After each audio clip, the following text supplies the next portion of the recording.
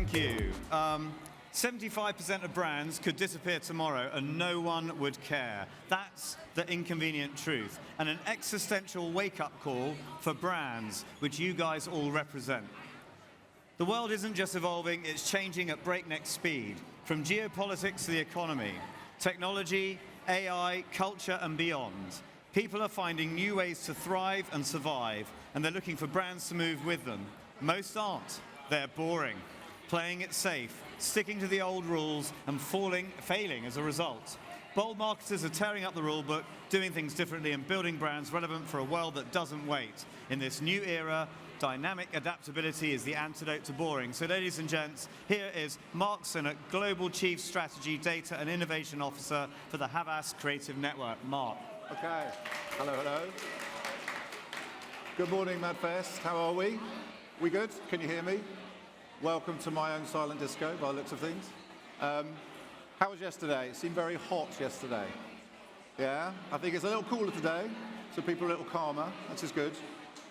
As it says, my name's Mark Sinnott. I'm the Global Chief Strategy, Data and Innovation Officer for Havas. You know, when I looked at this subject, be less boring, two things struck me, really. The first was, are we at a point of peak marketing, where actually we're getting together to have a collective sense of self-reflection? That would be quite a refreshing moment. These 2 days would be quite a refreshing moment. But also I started to think, well, we're really well placed as Havas to discuss this topic. So we've been studying meaningful brands for the last 17 years. We're investing in a global study that is both qual and quant in nature. And what it looks at the relationship between brands and people's quality of life. Okay, so it looks at people's attitudes to brands, it looks at people's behaviors around brands, but fundamentally it looks at people's expectations of brands. And what we can start to see is, you know, are brands becoming boring to people? Do people feel indifferent toward brands? What are their new expectations of brands moving forward? So what I'm going to talk you through today, really, is a study that we're about to publish over the course of the next 2 weeks, right? So we're giving you an early sight of that study, a 2025 study. We're talking about a study that was across 10 major markets. We interviewed around 100,000 people. We studied around 2,000 brands, relationships around 2,000 brands across that sort of geography from around 45 categories, okay? And it's really revealing some of the data, some of the analysis that we're still doing on that data you're going to start to see today, which is quite exciting for the first time. Now, every story has 3 acts, and mine's no different. So I'm going to talk you through these 3 points, okay? The first point about being boring, right? I want to talk to you about apathy. You might call it indifference, we call it apathy. Really, we're talking about the jeopardy of indifference toward brands. What we find is that most people don't hate brands. You know, brands aren't politicians, they're not institutions. But the worst thing that can happen is that people find brands irrelevant and indifferent. They become indifferent toward them. We then start to navigate out of that and look at a new opportunity that we've discovered, right? A new human truth. What we're calling personal agency. Now, I want you to think about personal agency as having 2 aspects to it. The first is an increasing sense of control. People want more control over their lives in many, many different ways. But they also want the ability to change their lives as well. So not relying on institutions and political institutions and those sorts of things, or society, but actually doing it for themselves. So what we're calling personal agency. So you'll see a really interesting space, a new space around personal insight, around human insight, around personal agency. And then the last piece is around brands that have a new dynamic adaptability. There are certain brands that we operate around that have this ability to flex to these new needs and flex around these new opportunities, right? That have a dynamism, that aren't fixed. They're not fixed in terms of the way that brands sort of set themselves up. They actually have the ability to flex around these new needs. So I'm going to talk you through the headlines of the next 15 minutes across each of these. Clearly, we can't go into all the detail and the depth that the study's got, but we will show you some of the data that comes from this, okay? So let's talk about that first aspect, right? Apathy as the enemy. Now, some of you may be familiar with this statistic. It's something we've published before, but it's actually really, really powerful because this really is the inconvenient truth for marketeers. The reality is that most people don't care about most brands, right? What we're seeing is that when you talk and study attachment, really how attached people are, what they tell you is that nearly 4 in 5 brands could disappear tomorrow and no one would care. And when you think about competition, you think about diffusion, you think about own label, you think about disruption, technology, it's not surprising. There's a flood of brands in the marketplace, there's a flood of things happening around brands. Brands are flooding the market with content. It's really easy for people to disconnect from all of that. And it's very hard for people to engage with brands that actually really matter to them. So this is significant. It's even more pronounced in the UK. If you can see that data point there, it's 85% of brands could disappear tomorrow. So nearly 9 out of every 10 brands. People just couldn't give a shit. Now, what's also important to recognize is that this year in particular, it's kicked by 5 points. Now, we're still looking at that data point because that's significant. It's pretty much remained static for about 6 or 7 years. That's a significant kick, and we're trying to work out why. So more data will come out as a consequence of that. Now, when you look at the commentary around why that's happening, you see 2 things. And this is brand behavior now. You see the repetitive nature of brands as being an issue. So driving salience, Byron Sharp, all of those sorts of things. That's very much an issue for people, right? Which is a challenge for us as marketeers. Equally, the transient nature of engagement, turning up and turning off, showing up and showing off, disappearing and coming and going. That, again, is a really challenging situation for people because brands turn up and then they disappear. They're not staying constant. So almost the two pillars of brand behavior that we've relied on are now starting to be challenged by a lot of people, okay? And that's a challenge for us. Now, the reason is that apathy has consequences, all right? So this isn't just, okay, the nature of engagement. This has true consequences for the growth of business.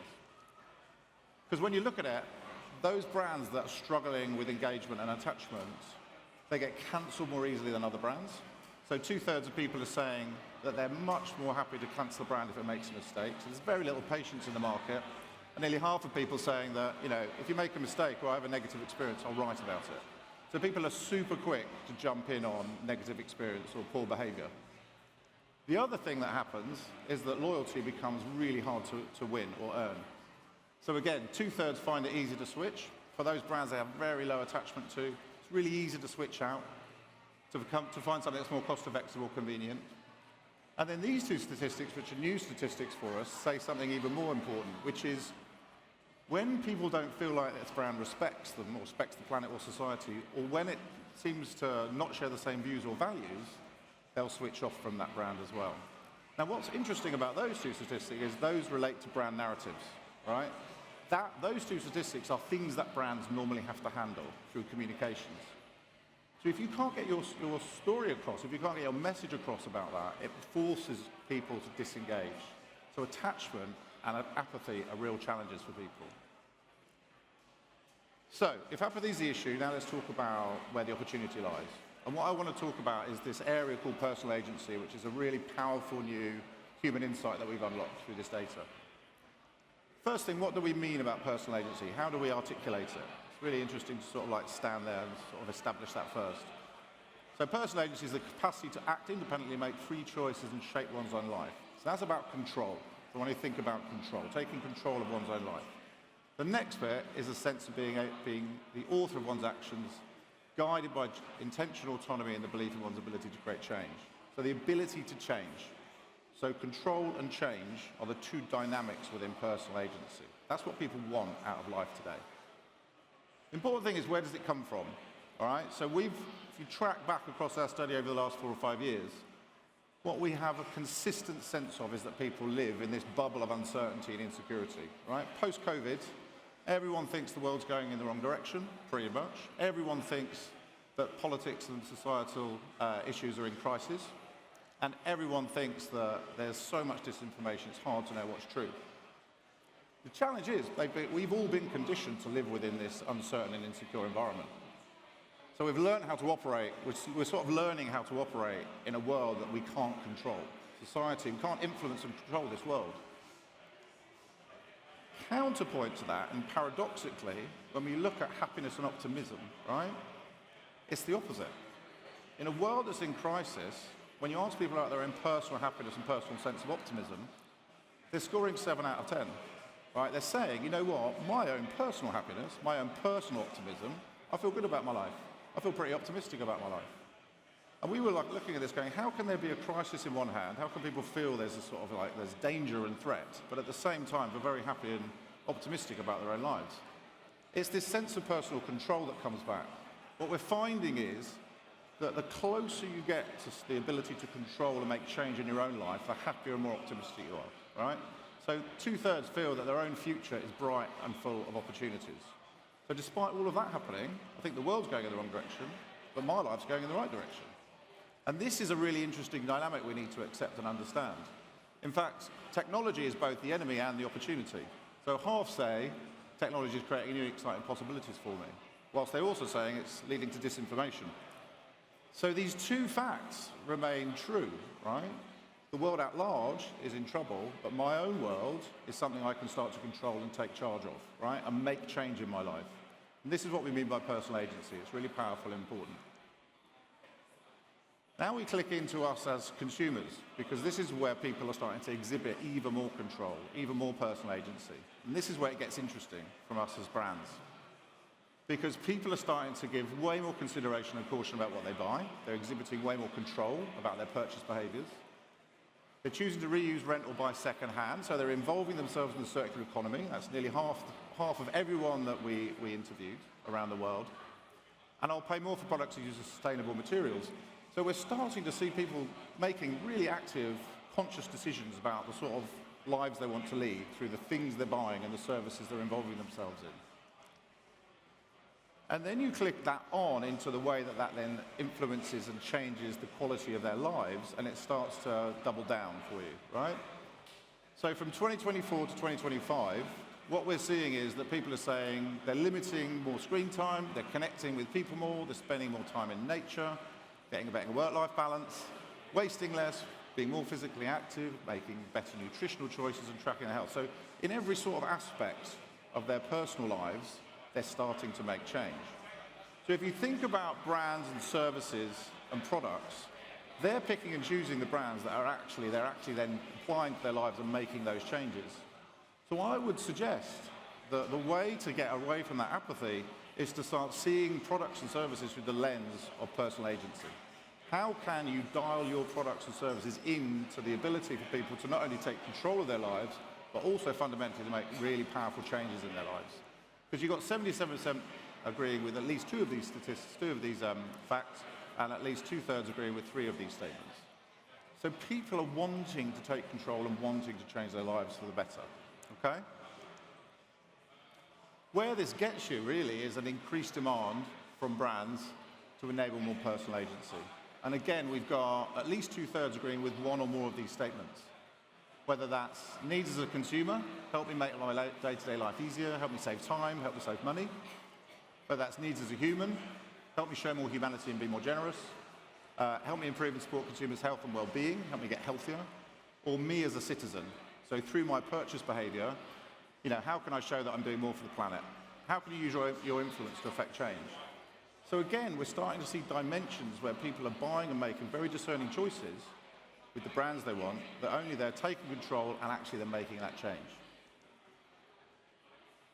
And again, if you look at the commentary around those brands, it's totally different to the apathy and the sense of apathy that came from the brands before. This is about getting the job done. I want brands that have a tangible impact on my life. I want a brand that actually partners. I just want to know a brand that's got my back to lift the stress. So people are articulating a more human relationship with the brands that are actually delivering on that personal agency. They're really starting to see them in a different way, and that's the source of attachment that we're really trying to provide. So if those are the two aspects, now let's talk about the brands that are managing to adapt to those needs. Okay? What we're calling the rise of what we're terming dynamic adaptability. And I want you to think about dynamic adaptability in contrast to the learned behavior I think perhaps we've got from brand development, that you build your brand, you establish your brand, you fix your brand, and then you set it. You put it on a pedestal. What we're seeing from these brands across multiple categories is the ability to shift and change, to morph, to move, to evolve, and to be what we would call dynamic in the way that they do that around certain segments, around certain audiences, around certain needs. And this is across all different categories. So this isn't just one category that's able to do this. This is the ability for these brands to move and behave in an entirely different way. And again, looking at the commentary that comes around these brands, you can pick out some of the statements. They evolve and stay relevant to me as I change, right? So this is about relevance as I'm moving my life forward. These brands really help me get stuff done when I need it. So it's about delivering tangibility, right? Delivering action, delivering transformation. It's changed with the time, but it's always remained true to its identity. So changing with the times again, and they make me feel like they're really ahead of the curve. So there's a real strong sense of momentum and progressiveness about these brands. Their ability is to stay ahead of customers, stay ahead of needs, and actually dial in and around that need state. Now, within our study as well, we've got, I guess we would say there are 3 macro dimensions that they're playing around, right? So these brands seem capable of flexing solutions for different audience needs, whether those be functional needs, right? Audiences that need sort of functional performance and the delivery of functional needs. Cool. Personal needs, so again, habits, behaviors, dreams, and collective needs, societal needs, and citizen-type needs. And in each case, these brands are able to double down on those sorts of dimensions and drive effectiveness, and drive growth, and drive attachment against the average. What does that mean? It means people are twice as attached to these brands. So when you talk about apathy versus attachment, personal agency is the clue, right? That's the key. If you can get your brand actively helping people to take control of their life and actively helping to change their life in a really tangible way, people will become attached to your brand and your business. And fundamentally, seems the charts have screwed up a bit, in every single part of the KPI mix, they're starting to over-deliver and outperform. So they really do fight apathy and indifference, whether that be overall impression, whether that be trust, premium price, attachment, or purchase and repurchase. So in every aspect, the more dynamic you are as a brand, the more able you are to flex around certain needs, build around that sense of control, play into functional, play into personal, play into collective, you're actually starting to really drive the numbers as well in terms of the KPIs. So, a couple of charts of conclusion, I think, and then maybe we've got a couple of minutes for questions. 4 things, really, that come from this. The first thing here is, again, don't think of your brands as fixed items. I think we've got to shift ourselves into a place where we're starting to think of brands as more dynamic, and more fluid, and more evolution, organic. The ability to start to evolve around new dimensions, to shape-shift, if you like, around what's needed. In order to understand how to get there, you really do need to open a dialogue and learn about what your people need, what your audiences need, what will help them take control of their lives, what will help them change their lives, that tangible action. As a consequence of those 2 actions, you then need to work out how to build the tools, empower, right? Whether that's services, new products, portfolio play, whether that's new messages, habits, support, services, all of those sorts of things. How are you actually literally helping people, empowering people to not only take control of their lives, but then to change their lives as well? And, I know this for it to be true, many, many brands take many months to process change through their cultures. It's really important that you actually try and speed that up, right, around this dynamic, because people move on really fast. That 78% is not going away. That's only going to get worse the more brands enter your markets. And people will become even more apathetic if you don't start to behave and move with the times. Okay? Last chart. So, coming back to those 3 beats, okay? There's a great deal of apathy towards brands, right? 78% of brands could disappear tomorrow and no one would care. More people care less about brands and potentially marketing than ever before, right? Let's own up to that. That's inconvenient, but it's true. People don't want brands to do it for themselves. They want to be empowered to take more control over every aspect of their lives. The more control you can give them, the happier they'll be, the more optimistic they'll be, because they'll be able to change their lives as a consequence. And that will create attachment for you, right? If you're an agent, a catalyst in that job, in that story, you'll drive attachment and people will come back to you and it will help. But to get there, you need to be adaptable. So don't think about your brand as fixed. Start to adopt a more dynamic behavior and nature to respond to a spectrum of new and relevant human needs. Okay? So apathy, agency, adaptability. And those are the 3 beats. Thank you so much. Thank you. Thank you so much. Mark, that was great. We've got a couple of questions. Okay, the first question is, will this report be available publicly in 2 weeks? Can you hear me? Sorry. Yes, it will. Oh, fantastic. And my question, I just thought I'd throw in there, is, my question is, if you had to do one thing to be less boring, what would it be? Do a dance. I don't know. Well, look, thank you so much, Mark. That's great. Mark right. from Havas. Thank you.